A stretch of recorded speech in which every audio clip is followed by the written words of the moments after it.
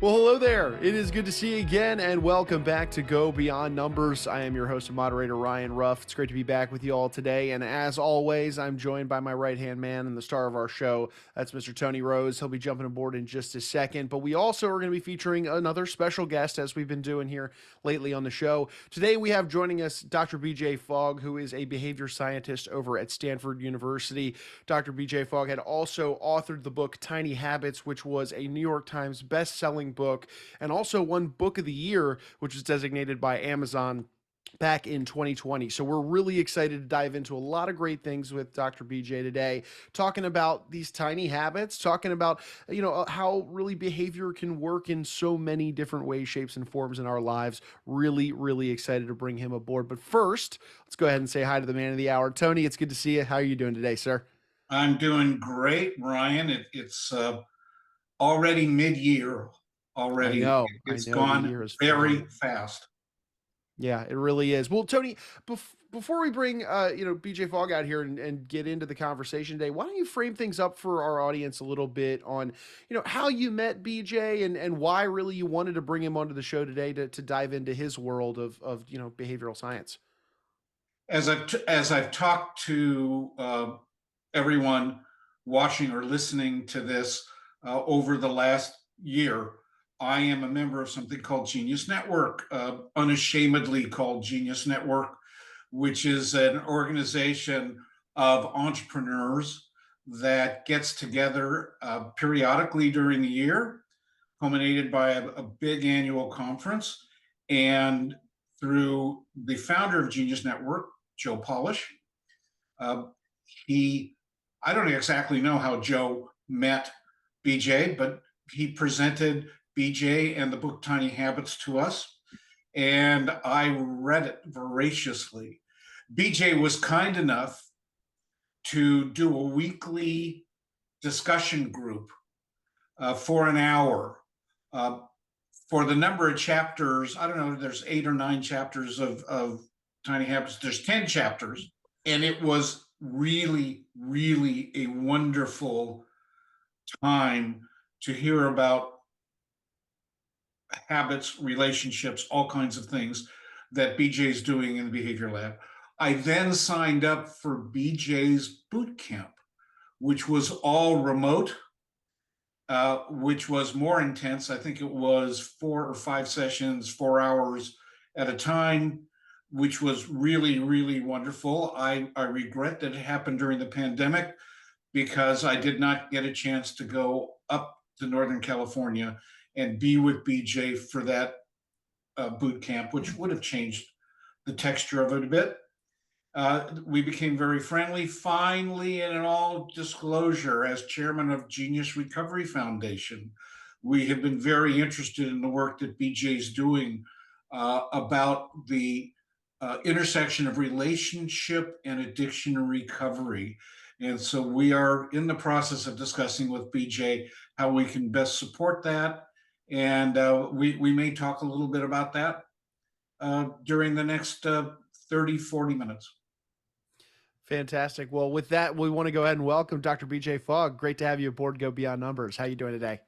Hello. Hi, Ryan, and hi again, Tony. I've been looking forward to this. I'm so happy to be talking with you.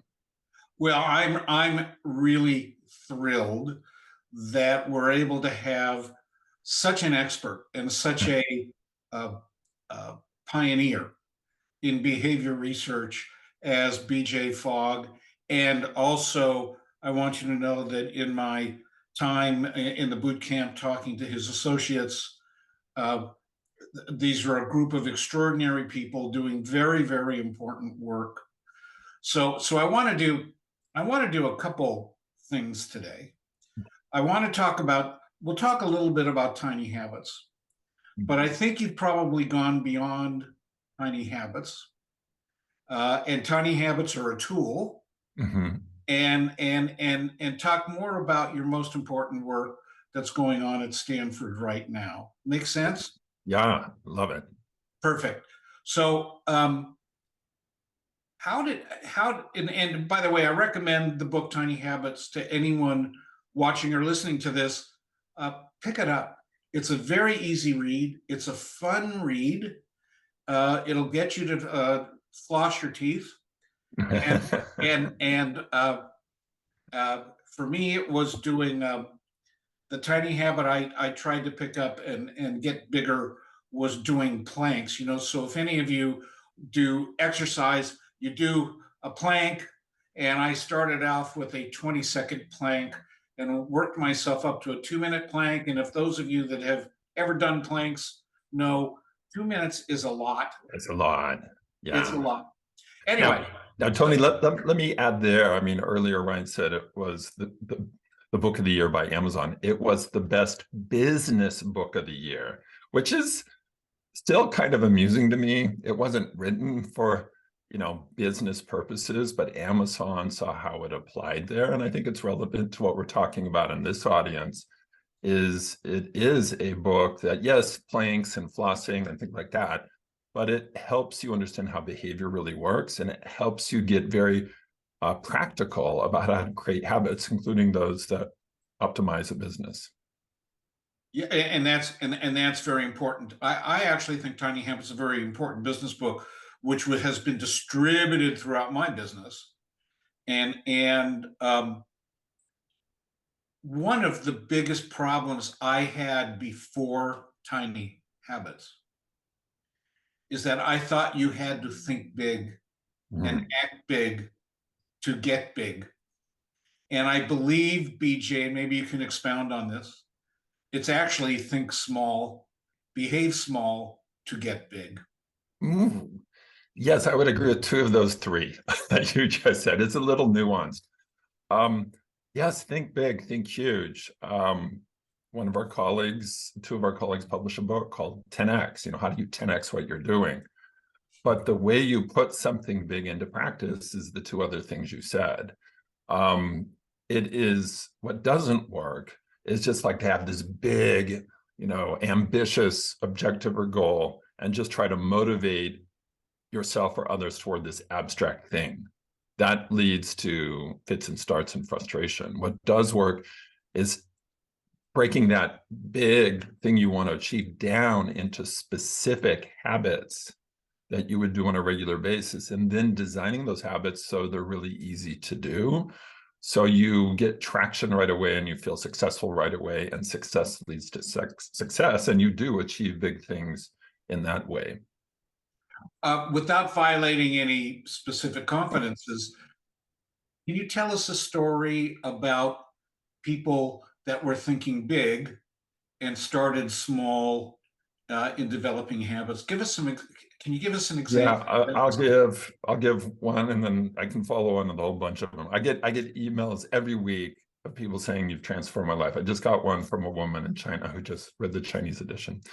Well, one big transformation is a woman who was addicted to sugar. And Tony, she came to my boot camp in person.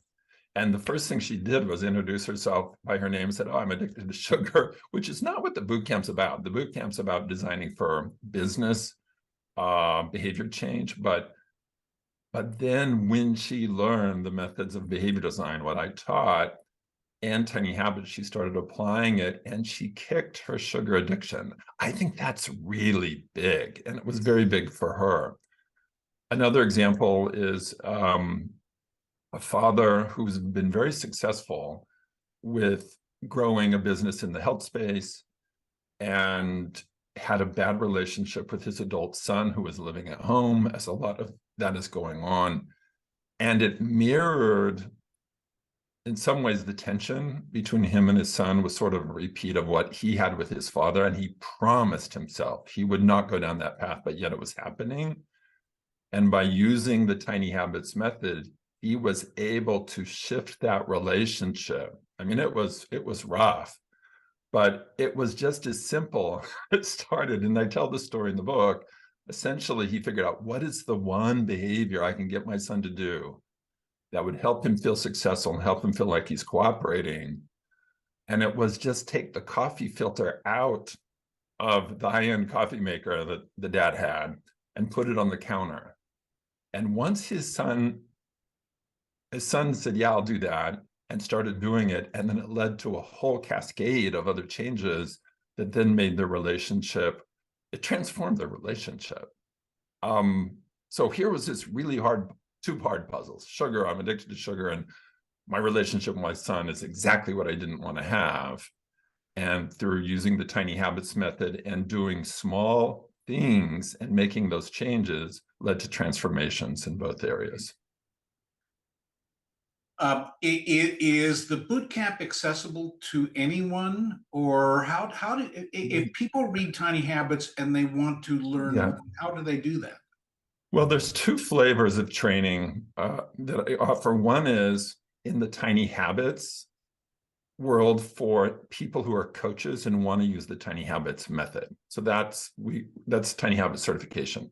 The boot camp is different. The boot camp is a broader, as you know, Tony, but for everybody listening, the Tiny Habits method is a specific method.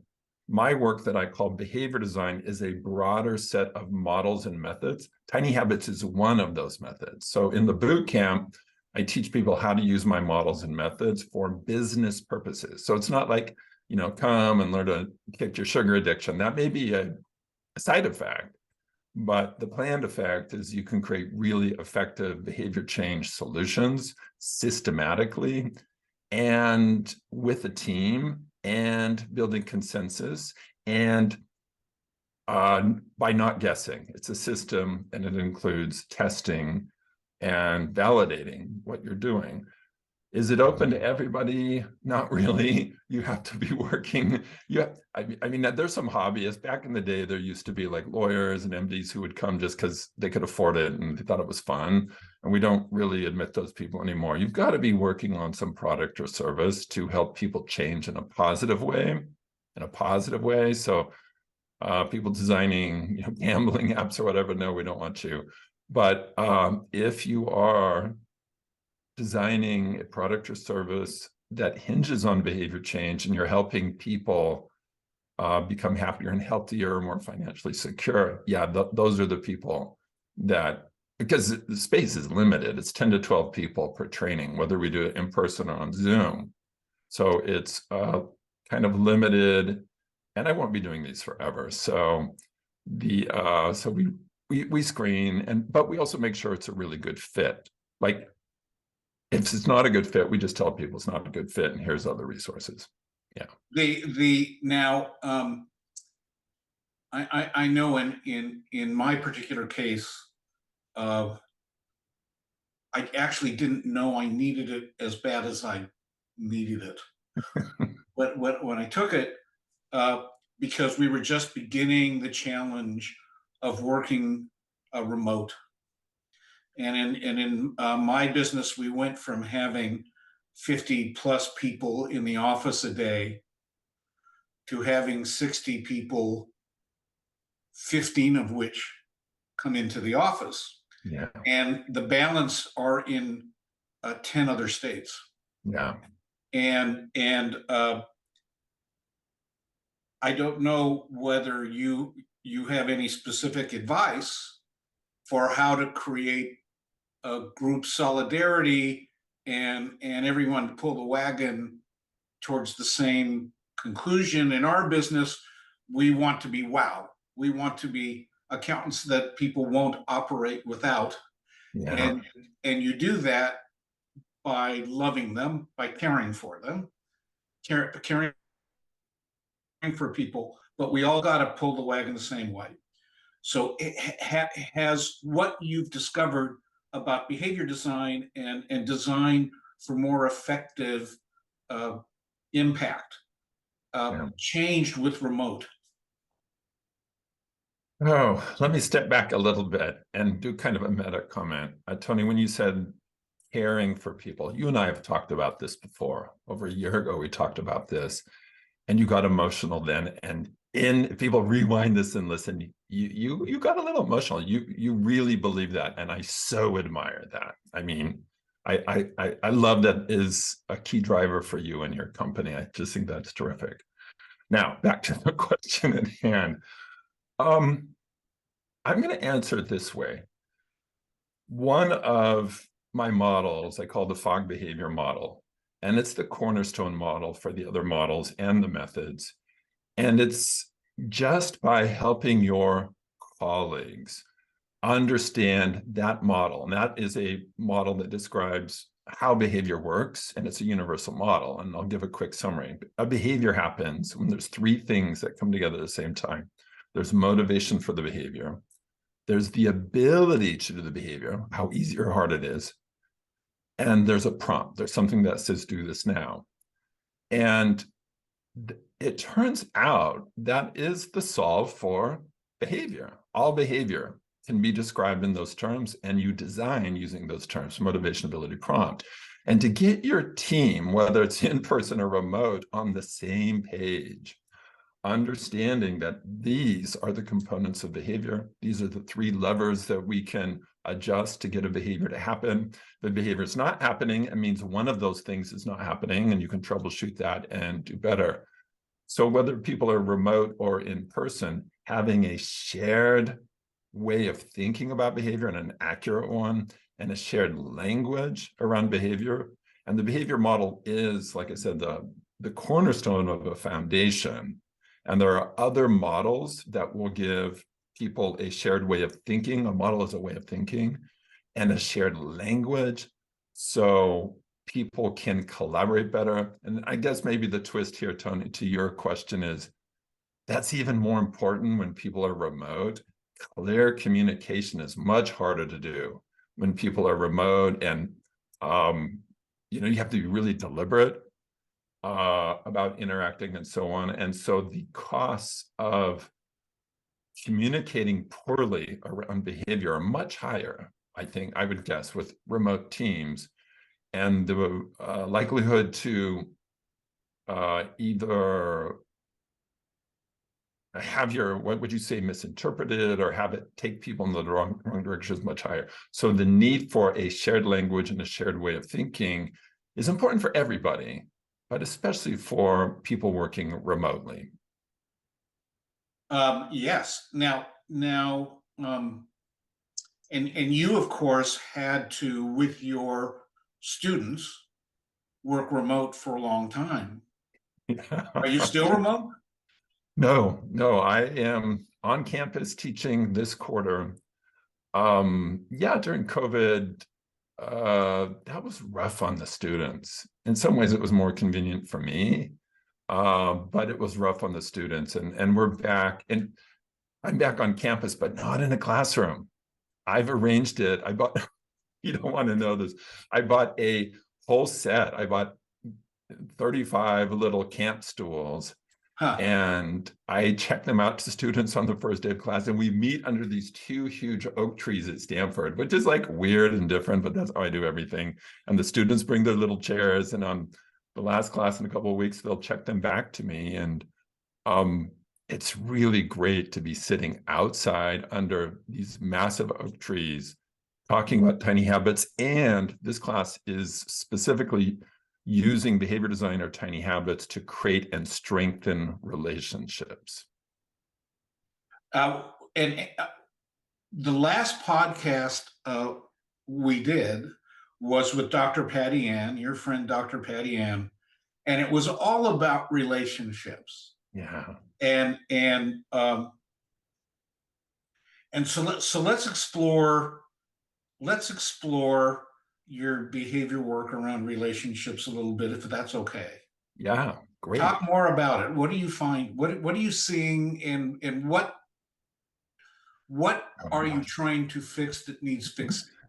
Okay, let me start with what needs fixing, then we'll get into what I'm seeing. And there's just so much to share. I'll be brief, Tony, and you can have me drill down deeper in a topic if I'm too brief on a topic. The students, Stanford students, are not immune to the effects of the pandemic and to just generally what's going on. People are much lonelier than they have been. Yeah. And there's people that have always been lonely, but it's much higher. And people are anxious, and people are discouraged. And the students are especially frustrated because it's like, man, we worked so hard to get into Stanford, and now we're sitting in our parents' basement doing Stanford classes. This is not the experience we wanted. And that leads to, it seems, I say esteemed because I haven't measured it directly, but I've had an unusual number of MBA students in my class, one of the top MBA programs in the world. And one of the things I learned, I think it was about 2 years ago. In fact, they came to me and said, BJ, we want a course from you, because some of their colleagues had taken my course. And I said, I'm not teaching right now. And they're like, well, we want one. So I created a special course for them. And one of the things I learned is they are lacking confidence, which just troubled. It was like, really? And I think part of that is they just didn't get the experience being remote that they thought they would, and they feel like they'll go out with this MBA, but not really the sufficient training or relationship. So that's the context. And then my position at Stanford, I relocated to be part of the medical school, and there's a part of the medical school that cares about the well-being of the students, so I shifted my research that direction, shifted my classes that direction, and away from some of the other research projects, like, okay, let's do the teaching that's all about helping the students be happier and healthier. And let's have my lab do research on those, and especially on relationships, and helping them, not quantity of relationships. And I've made that very clear in my lab and to the students in the class, but it's the quality of the relationships, because that is what determines largely how happy you are. It's not the number. It's not the social media followers. It's the real quality relationships. So at this point, Tony, I could go into the buddy mapping visualization and drill down and talk about that, but let me hand back to you to redirect if that's not a good way to go. Well, let's go back to what needs to be fixed. Okay. And you've now said people lack confidence. Yeah, that was a surprise. That was a surprise. But yes, they're lonely. And in the Stanford students' case, so I taught a class last fall that was all about business relationships. And the thing that I think was a revelation to the students in that class was the thing that got you into Stanford, working alone, beating out other people, competing, and so on, is not the thing that after here is going to serve you. It's your relationships and your ability to work in teams and your ability to work collaboratively. The whole game changes. And so start now at Stanford. That was the point of class. Start right now. Work on teams, work on volunteer projects. Don't worry too much about your grades. In fact, I had some great guest speakers come in and basically, your grades don't matter here. What matters is you building those strong relationships, not a network, but those relationships of people that you will work with for decades to come. And that was essentially the premise of the class. And it was a revelation to most students that they should not obsess about their grades so much, and they should obsess about figuring out who they are on a team or a project and who else they need on the team or the project to be successful, and build those relationships now so you have them for decades to come. One of the capitals that I talk about in Go Beyond Numbers is the concept of social capital, which is just that. And I think I talk about relationships. And when you think about relationships, not only with your friends and family, but with your colleagues, with your customers or clients, with your vendors, and even your competition, as being a possibly more valuable asset than the money you have. Yeah. So I believe relationships are everything. The other thing is that I think, and my son-in-law just graduated University of Southern California with his MBA. Great. And he was very frustrated by the teams that he was in, because people had varying degrees of seriousness about their commitment to each other. And Um, and they talk about networking. So you go to networking things. Yeah. And networking, I remember when I was younger and doing networking things, I was a smoker. I would basically go to these networking things and sit in the corner and smoke because I didn't know how to develop Yeah. relationships. Mm. Any comment about that? Well, so I went to university in the 80s and 90s, early 90s. And back then, I was meeting people constantly. And really, every day I'd meet people and I had all these social interactions and so on. That has changed. I know it's changed at Stanford and it seems to have changed elsewhere. I think this is accurate. The downfall started with the Sony Walkman. It started when people put headphones on their ears and started walking around in public, which meant I'm busy, don't talk to me. And that's now extended to earpods and technology and so on. So what would happen once upon a time, just automatically in our lives, is now gone. And to break the ice with somebody or to have a more significant discussion with somebody without them looking at their phone, you have to be really deliberate now. So that's a big part of the teaching at Stanford and some of the innovation we're doing in the lab is those of us who lived back in the day, that's not coming back, where this all happened naturally. Now we have to help people be quite deliberate and create habits and routines and practices around starting and strengthening relationships. And it's not natural for Stanford students, and it's probably not natural for most young people,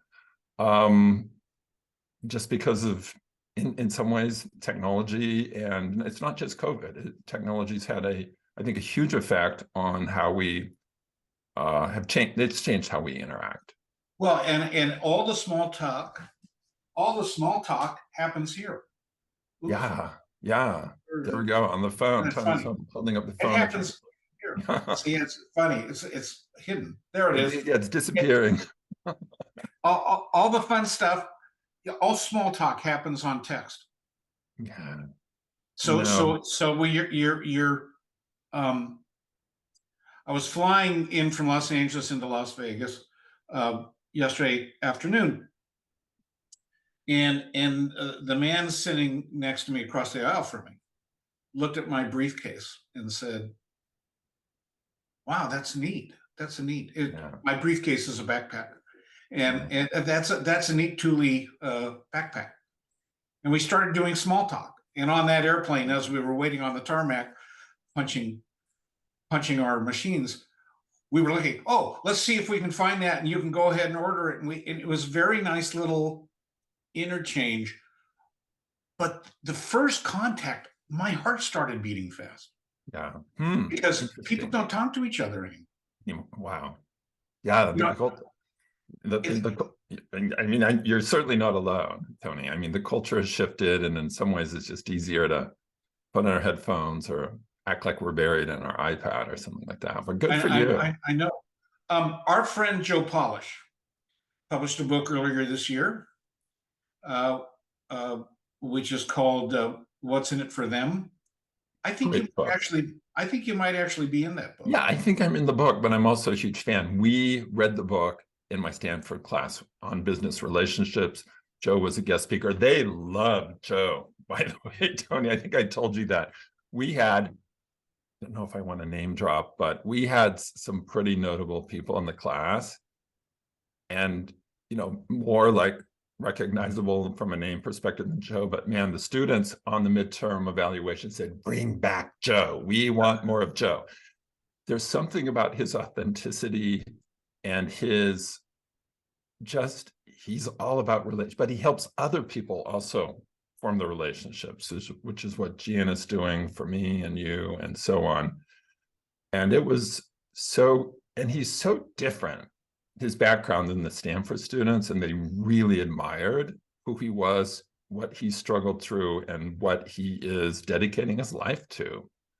So yeah, and so we in the class we only read 2.5 books, and one of the books was Joe's book. Yeah. So what is his prescription for relationship?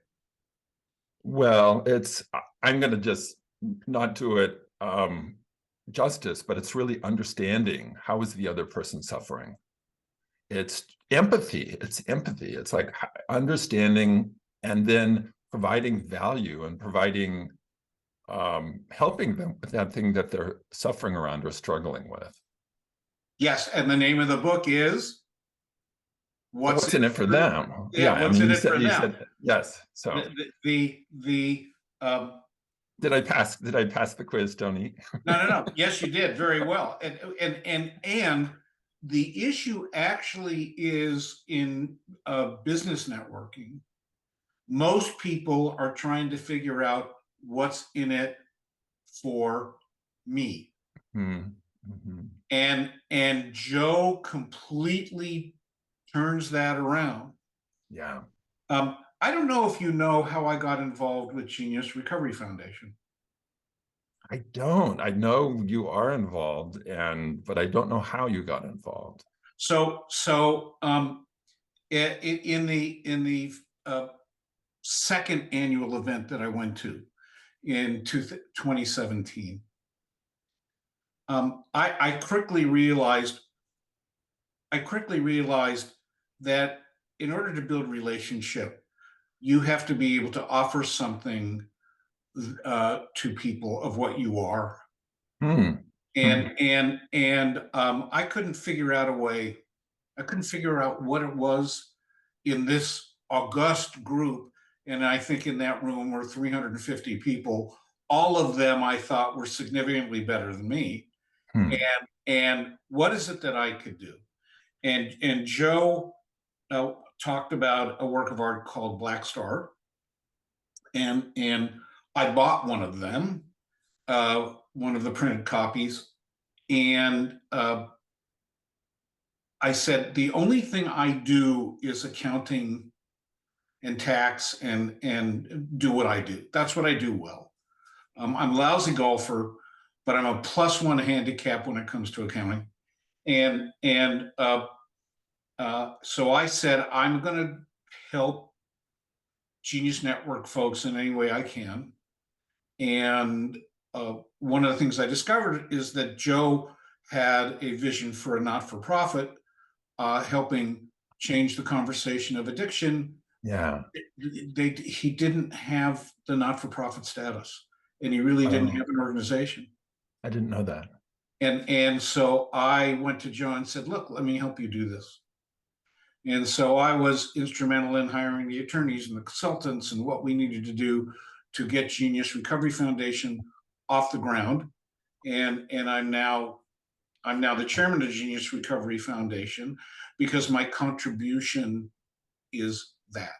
During the pandemic, Joe said, oh, no one knows what to do with PPP and what's going on and what to do with our businesses, that our businesses are closed. Would you get on with our mutual friend Jim Dew and talk about what's going on? And so that's what I do. So my function kind of is to be around to give curbstone advice sometimes, most of the time actually, to people that need it in our group. But I'm very proud to be able to help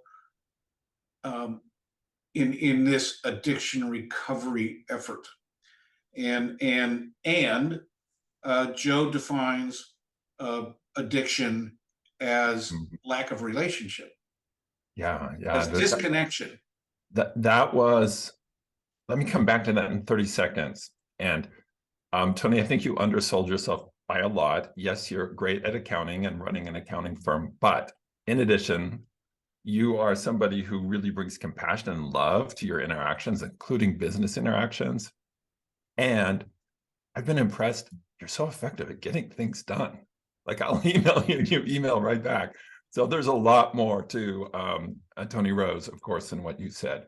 Thank But you. let's go to what Joe said. Yeah, I was at a Genius Networking meeting and they were saying, the opposite of addiction is connection. And at first I was like, I don't think so, right? This was the first time I'd ever heard this. And I was like, really?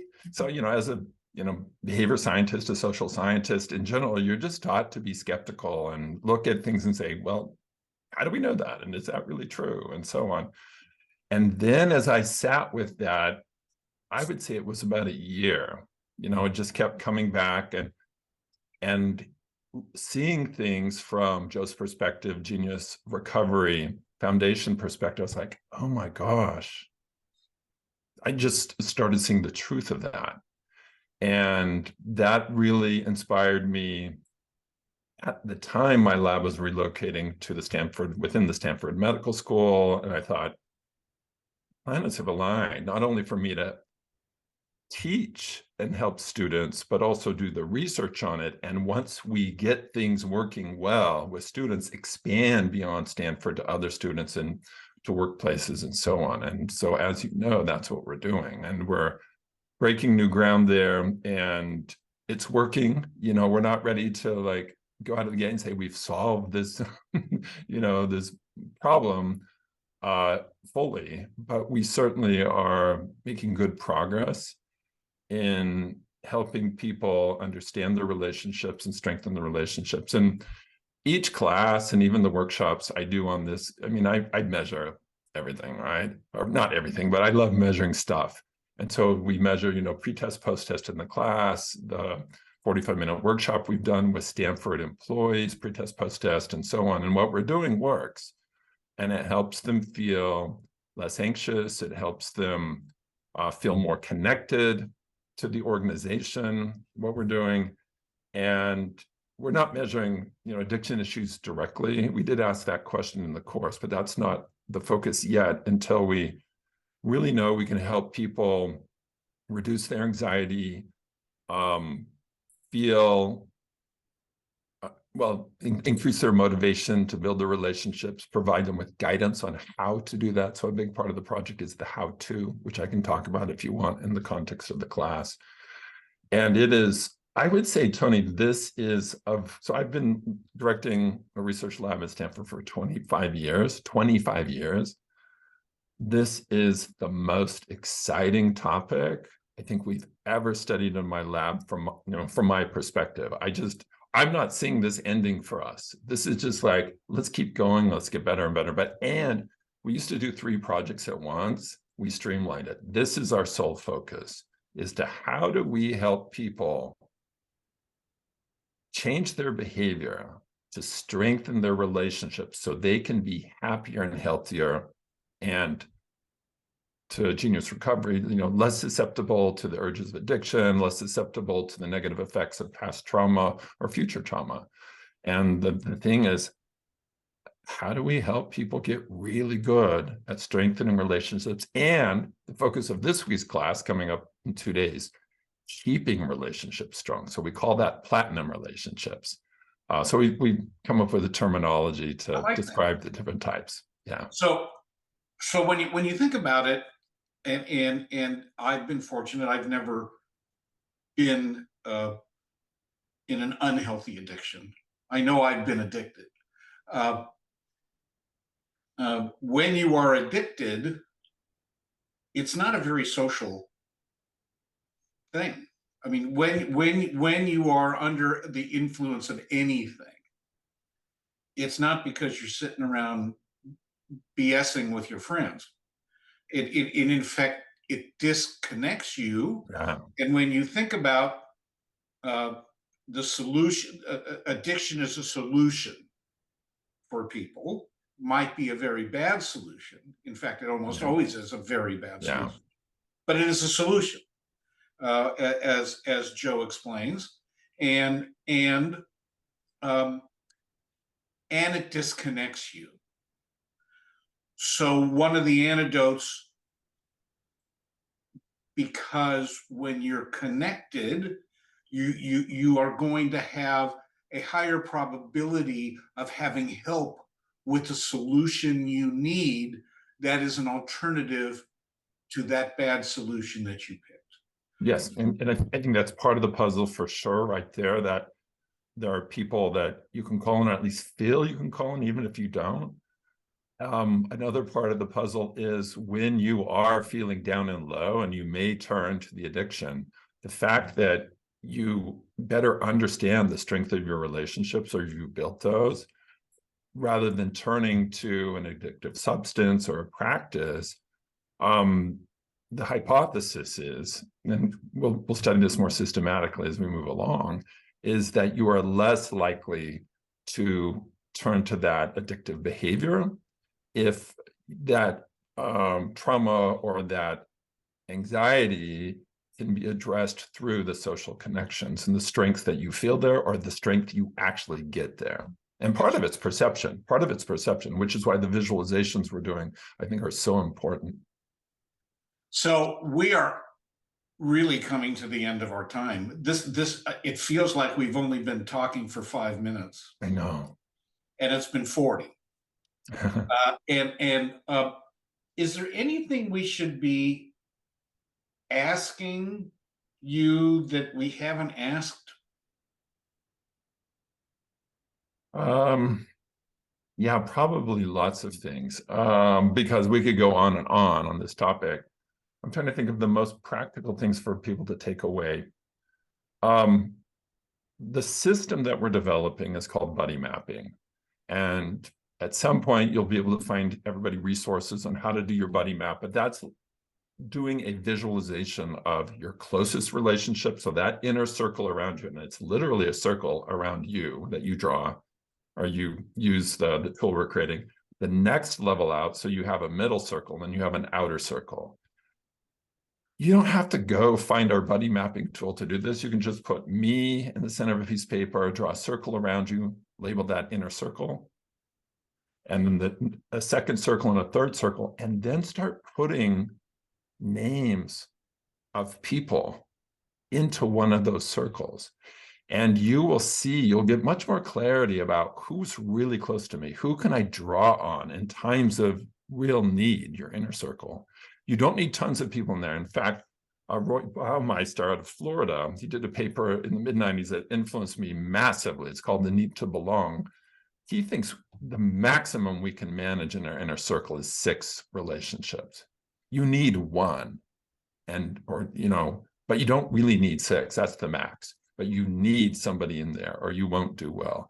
And then you have that second level out that we call level 2, and then the acquaintance level that we call level 3, your outer circle. And part of what we're doing is, how do you take people that are strangers? What are the actions that you can then move them into that level 3? So they're acquaintances. And in our class and in our research, we're getting really specific, like what are the actions that you do? What are the habits that you do? Then once somebody's in level 3, how do you bring level 3 people into level 2? And that's a different set of actions. That's a different set of habits. So we're defining that, what those are, and testing those. And then if you want more people in your inner circle, going from level 2 into the inner circle, what are the actions or habits that you do for that? And so each one has a different set of actions that move people closer to you. And then this week, like I said before, we're looking at how do you, once somebody's in your inner circle, how do you maintain and keep that relationship strong? Okay, and we have ways to visualize and names for each of these. I cannot wait to read about this work, because that's really good. Interestingly enough, if you look in the book, in my Go Beyond Numbers book, in Social Capital, you'll find a construct actually not dissimilar to the buddy map. Yeah. About relationships, although I kind of turn it around, because what I found in business is that in business, there's huge power in the power of acquaintance. Yeah. Whereas in your inner circle, everyone knows everyone, and everyone's heard every idea or most ideas. And so that tends to be more insular. It's important. Yeah. But there's a huge thing on the power of acquaintance. If people want to learn more about your work, do you have a website or something that people could go to read? Yes, I have a few. Let me give three here. The overall is bjfogg.com, bjfogg.com, tinyhabits.com. And then if people want to dig into the behavior model, I do have a website just for that, including videos to show how behavior works over time at behaviormodel.org. And that's your motivation, ability, and prompt? Yeah, which is like the fundamental solve for human behavior right there. So those would be the resources to go to, I would say. I hope, BJ, you'll permit me to invite you on again. I think we just scratched the surface. I would love to. And we could get into some of the specifics. Like we talked about, what emotion do you feel when you take a stranger and you move them to be an acquaintance into that level 3? And there's an emotion, there's actions you do to achieve it, and there's an emotion, and it's different emotions as you go from 3 to 2 and 2 to 1. And I'm just trying to tune my students into that, because emotions play a huge part in habit formation. They also play a huge part in relationships, and it's different for different, I would say, strength of relationships. This is really, by the way, thank you. Yes, I'll come back. I'll absolutely come back. Because of the work we want to do at Genius Recovery Foundation in supporting your work. You actually, in this 45 minutes, 50 minutes that we've spent, helped me get in my mind how really important it is that this effort of yours be supported. Thank you. Well, you've uplifted, inspired me, Tony, and through the foundation as well. And even before we were talking about that, I'm so glad that we became an acquaintance and then stronger. So, and thank you so much for inviting me to join you. I'd be super happy to come back, talk with you and Ryan in the future for sure. So grateful for your time. Ryan, take it over. Yeah, absolutely. Well, hey, I really appreciate you both carving some time out of your respective busy days. I think there's a lot of value we left out there for the audience today. But and again, folks, if you are interested in learning more about BJ's work, the book Tiny Habits, or any other piece of information that you found beneficial in today's discussion, you can always head to that link at the bottom of the screen that we have up there now. But look, hey, with that, we're going to go ahead and say so long, but we appreciate all you guys stopping by and being with us. If you did take something away from today's discussion, make sure you hit that subscribe button then on whichever platform you checked us out on. That way you never miss out on another great conversation between Tony, myself, one of our esteemed guests. And, look, the goal is to provide value for you and yours out there in one form or another. Before Tony and BJ, I'm Ryan. We're going to go ahead and say so long, but we appreciate you stopping by and being with us on Go Beyond Numbers.